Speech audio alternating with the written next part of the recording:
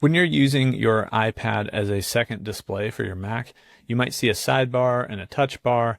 In this video, I'm going to show you how to remove that touch bar so that you have a little more screen real estate for your actual Mac display. So if we go to our system preferences or system settings on our Mac, and then we go to displays, there's going to be a little tab that you see there.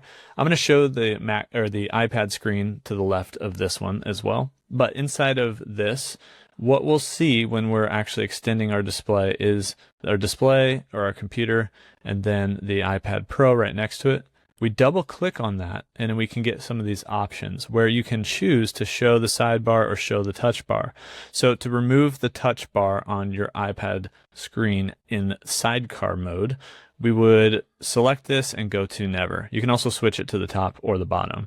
We click never, and then that sidebar will, or well, the touch bar actually that's at the bottom will kind of reorganize itself and it should disappear. Now, like I said, that gives you a little more screen real estate. You can also remove the sidebar, same process. We double click on our iPad icon up here, and then we go to never instead of on the left.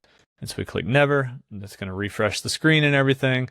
And then, it might even switch your display mode depending on where you were the last time you had it set like this. So hopefully my screen recording is still good. I'm going to switch my display back to what I know I was recording in case everything got wacky.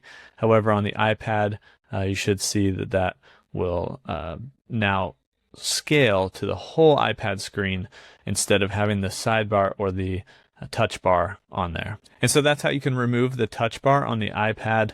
The screen might look a little weird because the screen recording software was only covering like half of the iPad. So yours should not look like mine right now if it comes through in the screen recording. But that's how you can kind of get a little more screen real estate when you're extending your display or mirroring your display to your iPad.